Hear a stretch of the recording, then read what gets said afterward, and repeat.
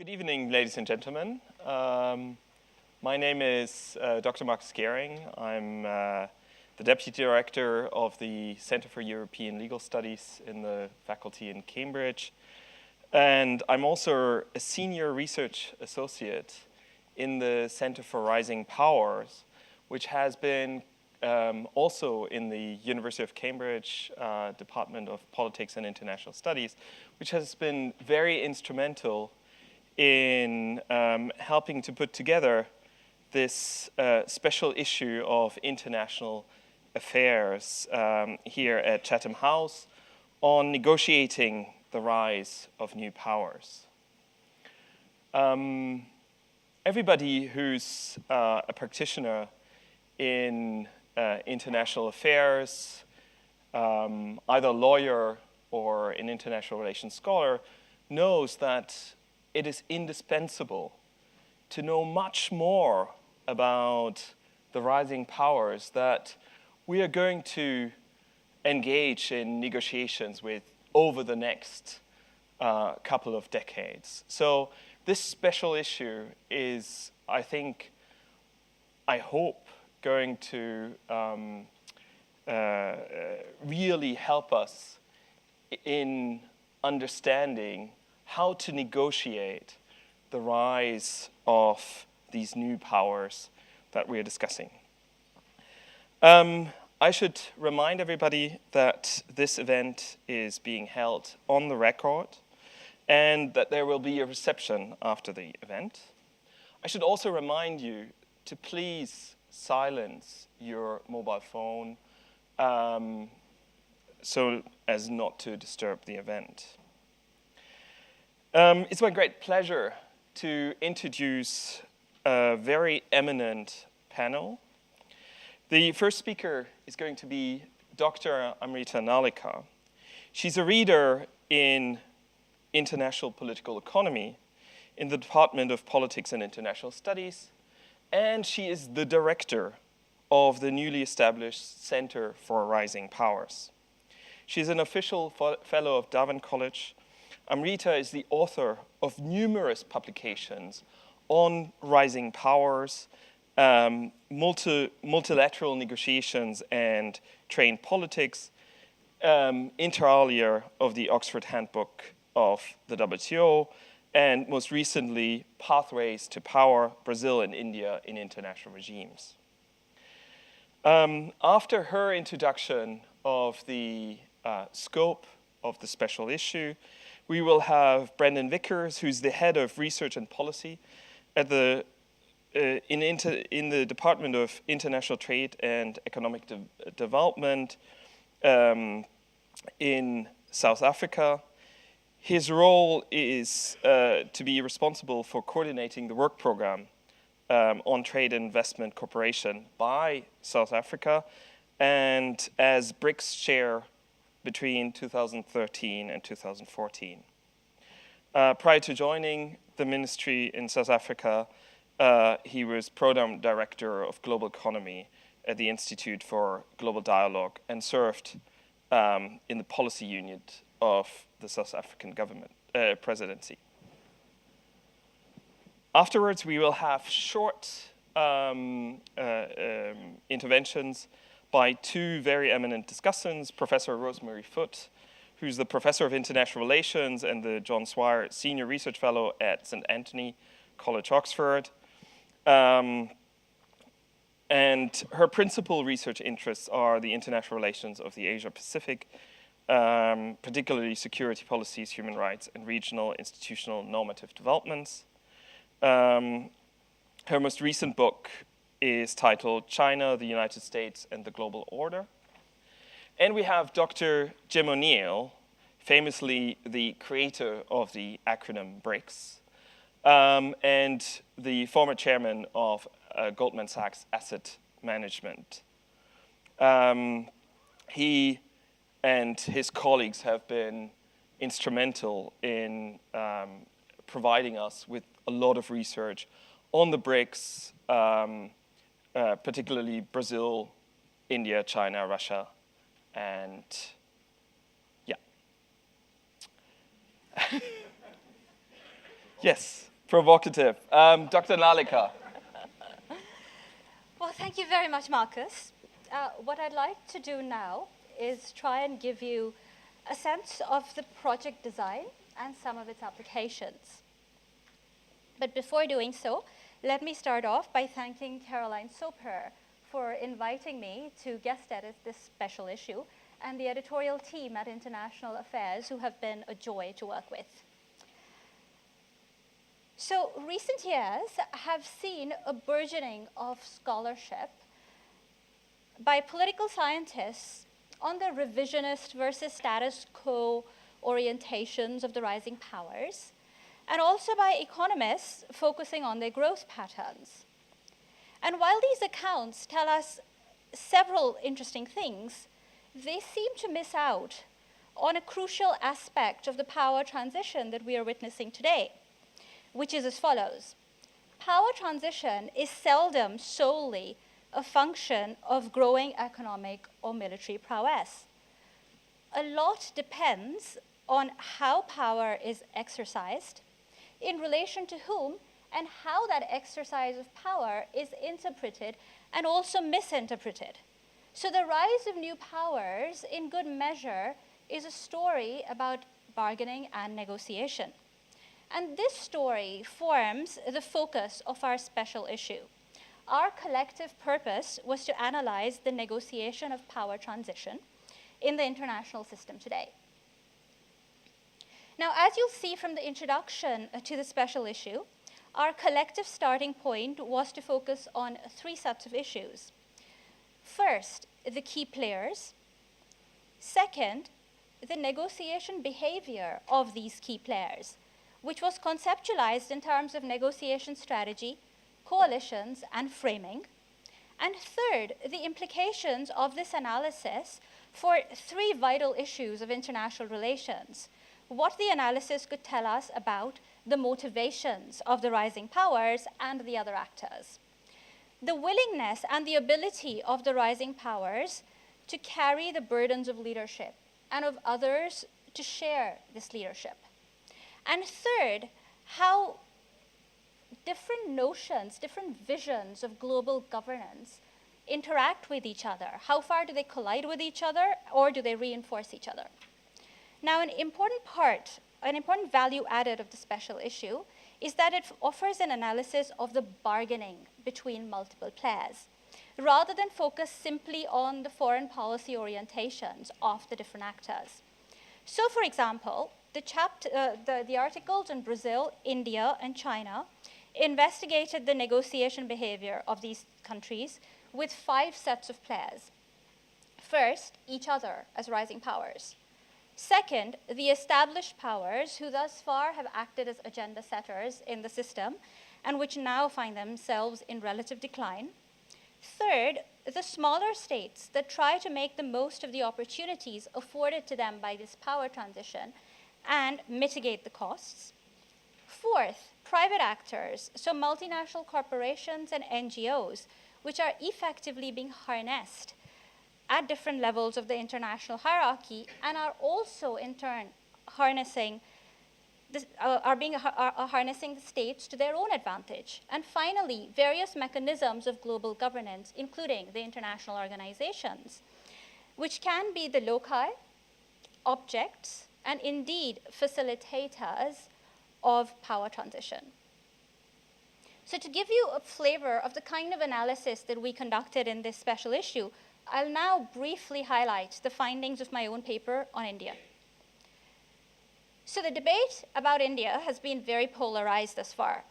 One side sees a rising India as a natural ally of the West that shares its values, while the other side sees it as an unreformed third worldist power with at least some revisionist ambitions. While I lean towards the cautionary side of the debate that emphasizes that India will not simply roll over and play nice, my examination of India's behavior with different actors offers some important nuances. So when dealing with the West, and sometimes even when dealing with other rising powers, India uses a strict distributive strategy. It forms bloc-type and balancing coalitions. It avoids bandwagoning. And it frames its issues and its various demands in very polarizing moralistic terms. All the signs of a dissatisfied and potentially revisionist power. But in its dealings with smaller players in multilateral forums, we see it much more willing to play integrative strategies, form southern coalitions, and even accept some levels of free riding that comes with the willingness to accept international responsibility. Now, this differentiation in its behavior pattern suggests that India is perhaps not reluctant to act as a responsible power per se, but that it sees itself as owing its responsibility to different constituencies. Moreover, how these responsibilities are conceptualized is still evolving, which opens up some space for negotiation and influence, both for India itself and also for its various negotiating partners. I then go on to offer some policy recommendations based on this analysis, but perhaps we can discuss these later if the opportunity arises. Thank you. Thank you, Amrita. Brendan, you've contributed the very good chapter on the rising power that I omitted, South Africa. So the floor is all yours. Thank you very much. And first, thank you very much to Chatham House, and especially the editor of the special edition, Dr. Nalika, for inviting me to participate in this project. It was a great honor to be invited. And in the article, I've focused very much on the relationship between Africa and the rising powers, also trying to draw on both my experiences in the real world of policy and the academic world and trying to bring them together, being the coordinator of the BRICS Trade and Investment Cooperation Program and having 2 summits under my belt. So I hope the article, in a way, offers some perspective, advance our understanding of the relationship between Africa and the rising powers, especially from a Southern African perspective, from where I come from. Just as a caveat, from the outset, I think I should say that Africa is a very diverse continent, and African countries also differ very significantly in their respective endowments, their institutions, and their strategic and deliberative capacities to engage with and also to benefit from their growing cooperation with the rising powers. So in the article, I'm mindful that almost analyzing Africa in the singular entails the risks of partiality, oversimplification, and generalization. Nonetheless, in doing so, I try to follow an emerging literature that seeks to discern Africa's emerging international relations and international agency, largely because Africa is increasingly delineated in this literature in 3 ways. Africa as a collective international actor, which is represented by the African Union, or bloc-type coalitions in the case of multilateral trade and climate change regimes. Africa as a collection of states with a shared history. Africa as a discursive presence used by both Africans and outsiders in international politics and policy. So with those brief caveats, in the article I offer 4 tentative observations, essentially guided by the framework which Dr. Nalika developed in the introduction. The first concerns Africa's strategic location and significance in the current relative global power transition. I think very importantly, Africa is once again at the center of a great new game of courtship between the established and the rising powers, and among the rising powers themselves. Unlike the first colonial scramble for Africa, I think the present scramble presents sovereign African states with numerous opportunities for advancing their development, provided the correct negotiating strategies and the domestic policies and institutions are established. I suggest that in this current global flux, the relationship between Africa and the rising powers is increasingly symbiotic. On the one hand, the rising powers hope to gain access to Africa's abundant resources and growing markets, essentially to sustain their own rapid growth and economic performance. On the other hand, as Brazil, China, and India seek to negotiate and gain greater power and influence at the high table of global governance, as the various contributors outline in the journal, they require diplomatic support and backing for their leadership ambitions. So as part of the non-Western rest, African countries are able to provide the followership that these rising powers seek, and also to legitimize their claims to greater power by securing for them the backing of large numbers. And a very recent example is the selection of the WTO Director General, Roberto de Azevedo, and his selection was largely attributed to the support of the African group in the WTO. The second observation concerns Africa's negotiating behavior per se. Following the framework, in terms of negotiation strategy, there appears to be strong emphasis on integrative or win-win bargaining between Africa and the rising powers. I don't think this suggests that African and rising power interests always coincide. They certainly don't, as reflected in concerns about exploitative labor or environmental practices, an unsustainable pattern of trade between Africa and China, for instance. Moreover, some of these integrative deals appear to have benefited elite interests rather than providing development for the continent's poorest citizens. I think the point that I tried to make in the article is that several southern African countries, South Africa, Angola, the Democratic Republic of the Congo, have all managed to carve out important policy space in their dealings with the rising powers, especially China. And compared to Africa's engagements with the established West, such as the economic partnership agreements with the European Union, the rising powers have sanctioned greater policy flexibility, minimal conditionalities on African partners. An exception, for example, being, or the most notable one being with China, the only condition is the one China policy. I also go on to argue that owing to their different levels of development, Africa's commercial engagements with the rising powers inevitably take place on very unequal terms, and this isn't likely to change going forward. Nonetheless, I think there are potential sources of bargaining for African countries to reshape these deals as integrative outcomes, in other words, win-win outcomes. And the possible sources of bargaining power to that effect are the commodity power of African countries in the context of a global scramble for resources, market power as a collective brick of the future with a population of 1 billion people, collective agency through sub-regional strategies rather than grand continental strategies, and normative power. In terms of the normative power, I also think it's significant that the BRICS collectively have adopted a strong focus on building partnerships with Africa, reflected in the recent summit in South Africa with the theme BRICS and Africa, Partnership for Development, Integration, and Industrialization. So this takes place at a time when much vaunted established power partnerships like the Africa Action Plan have essentially fallen by the wayside and disappeared on the G8 and G20 deliberations. Importantly, I think also for the first time, the rise of these new powers presents a best alternative to negotiated agreement for African countries. They have alternatives, they have options, and this should gradually permit stricter distributive bargaining with the established powers. In terms of framing their engagements, African countries and the rising powers all appeal to norms of South-South solidarity and cooperation, owing to a shared history of slavery, colonialism, and underdevelopment. And I think African countries increasingly look to the rising powers as development partners with compelling growth narratives and development models alternative to the Washington Consensus, which stands in contrast to the perception of the established powers as neo-colonial donors. Coalition formation, largely through bloc-type coalitions and norm-based strategies that highlight the continent's underdevelopment, has also empowered African countries to contest global governance and contribute to an embryonic counter-hegemonic bloc that includes China, India, and Brazil. African countries are no longer passive objects of global governance. Acting collectively and sometimes in partnership with the rising powers, African countries as historical rule takers are actively and confidently contesting global governance in the pursuit of distributive justice. There is strong like-mindedness with the rising powers about the need to reshape a more equitable paradigm for global governance, and Africa's multilateral activism reveals a recurrent pattern of distributive bargaining, reflecting a deep historical sense of injustice with current world order arrangements. This has had the greatest impact in the climate change negotiations, significant impact in the multilateral trade regime, particularly in the Doha round and the WTO, and perhaps most limited in the UN Security Council debate. In conclusion, I think the point of my article is that judicious agency still matters for small marginalized states, especially African countries.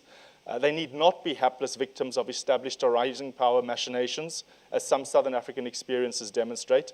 But I think this is the important point. This requires clear and coherent negotiating strategies, improved deliberative capacities, and coalitions with both state and non-state actors in order to ameliorate the continent's weaker bargaining power and reshape the terms of engagements, especially with rising powers.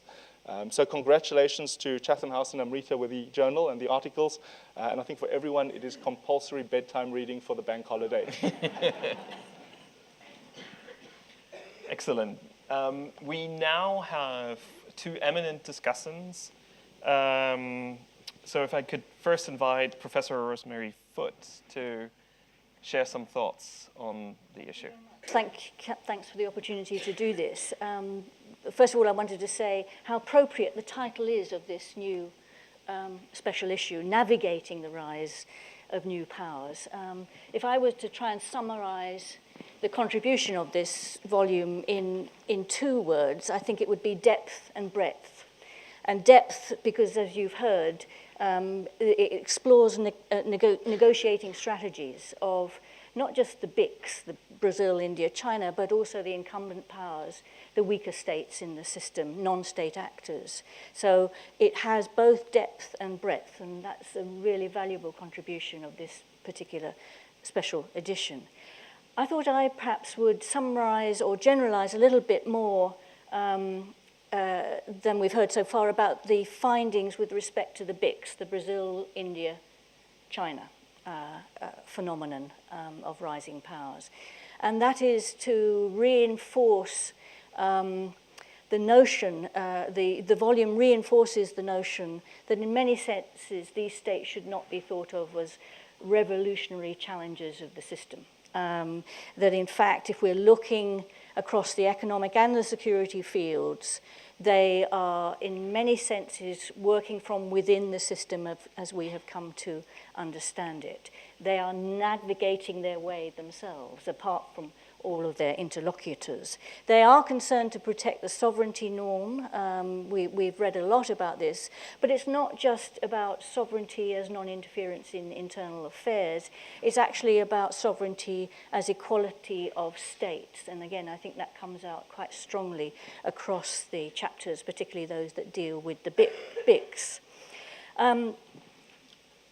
I wanted to draw attention in the few minutes I have also to some of the larger implications of the project.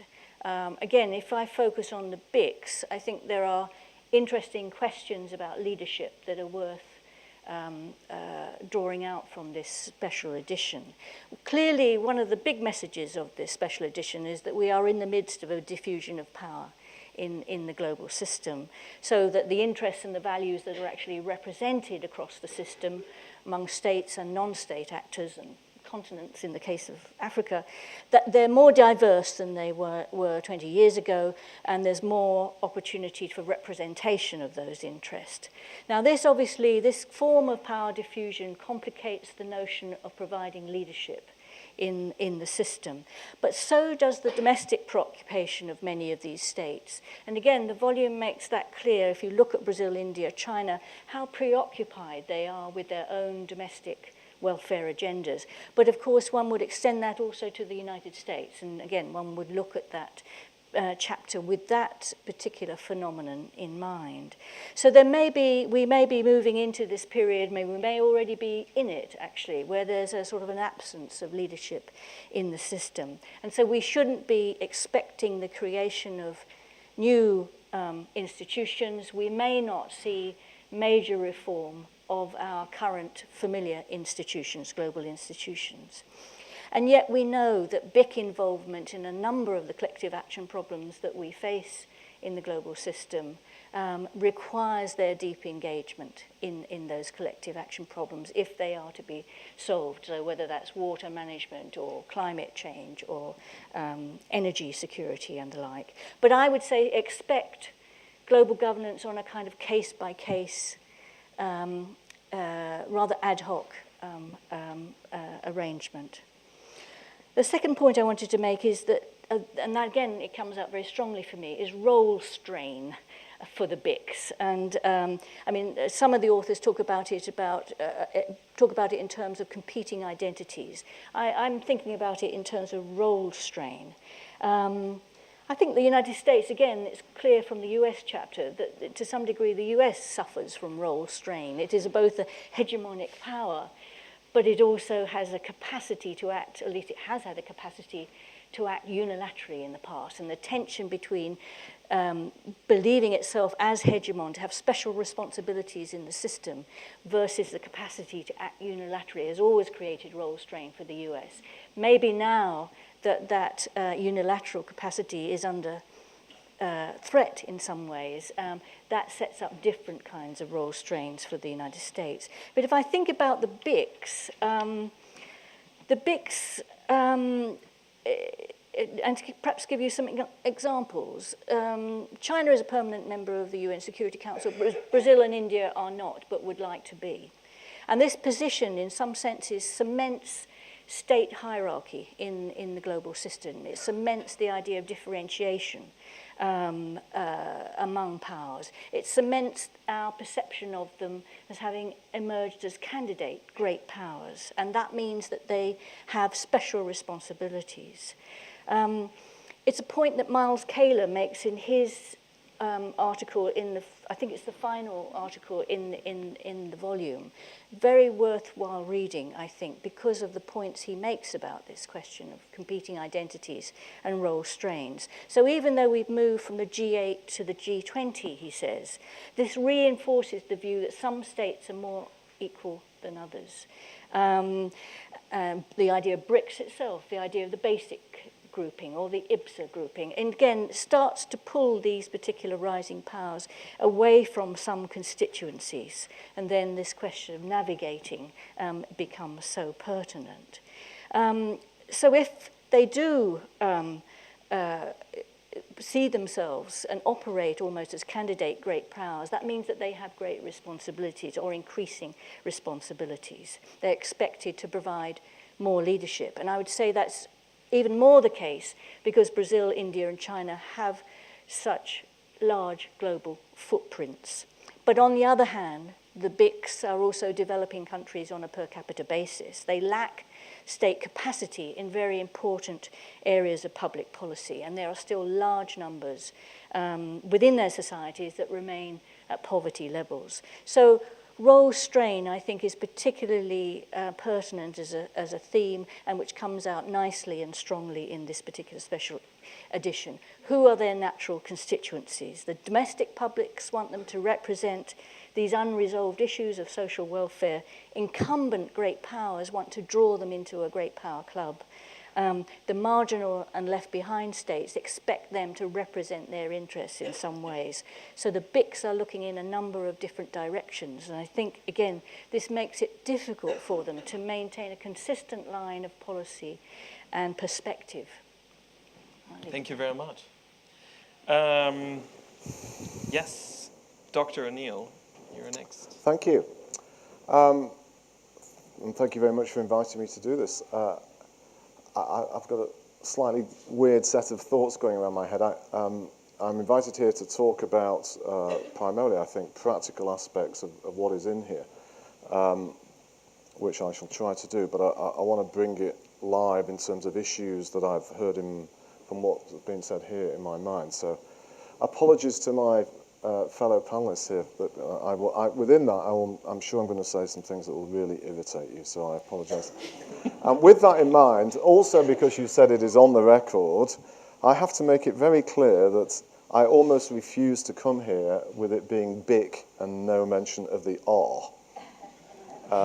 And in all seriousness, in terms of some of the issues that you just touched on, Rosemary, there would not be a political BRICS grouping if it was not for the Russians. The whole notion of them getting together as a political group, according to virtually everything that I'm aware of, was driven by Russia. So I have to say, and I discussed it quite a bit with Amrita in advance, I still find it a bit odd that you sort of home in this sense, particularly when we talk about Africa as a continent. And a number of angles, even despite all the obvious problems that Russia have got, and my goodness me, there's plenty, I have to start with that point. In the same sort of theme, China itself is of a degree of importance in the world which is a way bigger scale than that we are currently talking about with the rest of these countries. I only just recently realized myself, even though I immerse my life in this kind of thing, since the end of 2010, even with China slowing, so in 2 years, the increase in China's GDP has been the same as the size of India. And, you know, I'm fond of saying China creates another Greece every 12 and a half weeks, another Cyprus every week, actually. But even within this world, the scale of China is just of a dimension which is just way beyond currently the others and probably for the foreseeable future, which in terms of the negotiating tactics, and I think it's discussed in some angles here, is a particularly important thing, because what they want to do, particularly on this very subtle interplay between what is their domestic motive and what they may explore elsewhere, is obviously completely vital. Third thing to say in that regard, and it's interesting that it hasn't been mentioned yet, in some ways these countries collectively, and here according to my information the absence of the R actually is also important, the BRICS Development Bank, which your last recent meeting hosted, is arguably the only significant thing as of yet these guys have done together. And I think the Russians were probably the least keen to do it, which in itself is interesting given what I said a few minutes ago. But what happens with that, ranging from where it's going to be located, how it's going to be funded, actually, is it going to be real, what are they going to do, I think in a practical sense will give some real answers to some of the deep things that people indeed should explore in here. Because it will be very revealing when it comes to the reality, instead of just going on some fancy trip to some nice part of one of their countries once a year, what they are actually going to really try and do. Two other things to finish off with, then I'll stop. Going right back to when I first dreamt up the BRIC phrase, and actually the piece I wrote and something I just wrote as I was leaving Goldman Sachs 3 weeks ago. At the core of the global governance of it is actually Europe, and linked to the huge crisis going on here. There is a critical thing about the responsibility these countries want to take and are prepared to take, but until Europe sort of really gets its act together and truly wants to behave as a collective force, there isn't space for a more effective body inside the G20. The G20 is a great advent of the 2008-09 crisis and has given these guys some of the voice, but I think, Rosemary, as you touched on, within it there's different strata. One of the huge realities of why that's such a problem, and being on the record, I apologise, you've got all these idiotic lunatics around Europe all insisting on behaving as themselves, which of course is partly why the crisis is so big.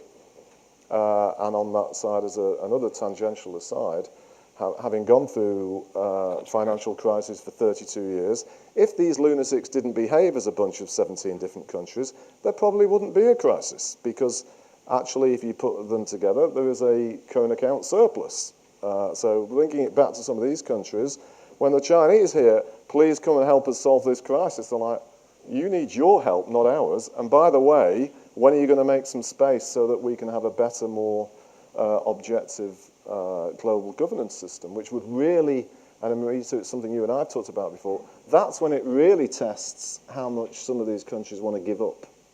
Because until they're really given the incentive, which leads me to my final couple of comments.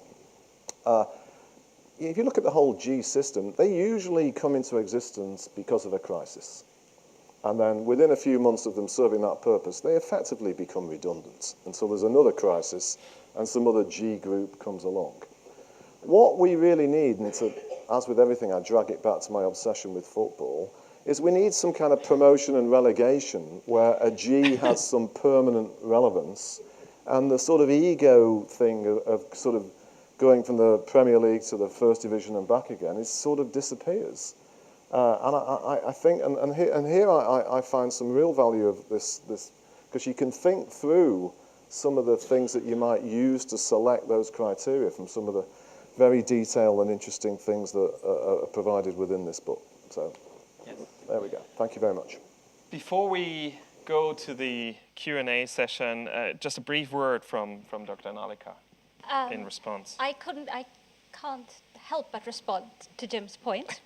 So we had a robust debate in our study group on whether or not we would include Russia. And you will see details about this in the introduction. But here's how the thinking went. The special issue is about negotiating the rise of new powers. So the first is the issue of rise. And Russia's fit in with either criterion, rising or new, is pretty at least contestable. So here's how I'm going to present this issue to you. On the one hand, we're interested in rising powers. And Neil McFarlane has talked about how Russia, in an earlier special issue of International Affairs, how Russia is actually perhaps not only not a rising power, it's probably a declining power. It's risen very much from the 90s to today. And look at the commodity prices boom. And of course, the Russian market has done very well out of this. But compare Russia to the years of the Cold War. And here's what Neil McFarlane had to say about this. The R in the BRICS is Russia an emerging power. The notion of emergence suggests a state that is growing dynamically and undergoing a transformation, a state whose rising power causes it to question its established place in the system and to assert itself more ambitiously in international politics. This image is far from the Russian reality. Russia is more a state that has recently experienced substantial damage and is attempting to stop the bleeding. End of quote. So is it a rising power? A lot of people have argued it is a declining power. But from our own perspective, for this special issue, we were really interested in the rising powers of the South. The reason why the BRICS are very, very interesting to us is because they do bring alternative visions of global order to the negotiating table. Russia is no stranger to the great power club. The BRICS are. There are very interesting potential conflicts at work here, but also potential scope for reform if we are able to bring together a much more pluralistic system. One other point that I want to raise very quickly is Jim rightly talked about how there wouldn't be a BRICS grouping if there wasn't Russia in it. Remember the first summit. But I just want to draw your attention back to other groupings that these countries have actually belonged to. So for example, Brazil and India have collaborated in coalitions since the early 60s in the GATT, in the trading regime, and in the WTO.